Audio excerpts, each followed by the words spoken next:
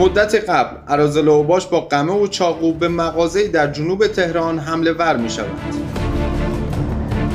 بعد از متواری شدنشون نهایتاً در عملیاتی که انجام شد 2 نفر که ایشون و 1 نفر دیگه هم هستش از عوامل اصلی دستگیر شدند و به واسطه مقاومتی که در برابر همکاران بنده داشت از ناحیه پای راست مورد اصابت گلوله قرار گرفتن. هم نفری رو که متصدی هستش از نواحی مختلف بدن با اصابت قمه مورد ضرب شدید قرار میگیره. چند تا تیر خوردی؟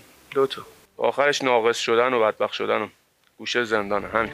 در پرونده دیگر اراذل اوباش اجاره‌ای پول میگیرن در قبالش کاری که اون فرد بهشون میگه رو انجام میدن. یعنی چی؟ یعنی میگن که با سلاح بزنش، با چاقو بزنش، دستشو بزن، پاشو بزن، چشمشو بزن، ولی آخر عاقبت خودشون اینجاست با 8 تا گلوله پلیس. 1 نفر رو در یک از استان‌های غربی کشور میزنن، از اونجا متواری میشن، چند ماهی در تهران در مخفیگاهی پنهان میشن. در تهران بزرگ کیسی رو نشون کرده بودند که زمینگیر بشه در مقابل دریافت مبلغ 500 میلیون تومان. همدستان دیگه در مرحله دوم عملیات دستگیر شدن که از اونها 3 قبضه سلاح جنگی کمری، 10 قبضه قمه و شمشیر و نیمچه از محل مخفیگاهشون کشف شد.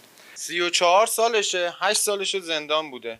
درگیری و دعوا اینا داشتم و چندین سال پیش یه آدم ربایی هم داشتم. گفتن به ازای 500 میلیون پول یه کاری رو برای ما انجام میدی؟ گفتم باش. دستاشو بزنیم انگشتاش کار نکنن. به گفته سرهنگ راستی از ابتدای سال تا کنون بیش از 100 نفر از اراذل اوباشی که در حین دستگیری مقاومت کردند با شلیک گلوله پلیس زمینگیر شدند. هر اراذل اوباشی در هر نقطه‌ای از سرزمین جمهوری اسلامی ایران بخواد اقدامی انجام بده قطعاً بدونه که از به هر حال دست پلیس گریزی نخواهد داشت و حتما دستگیر خواهد شد.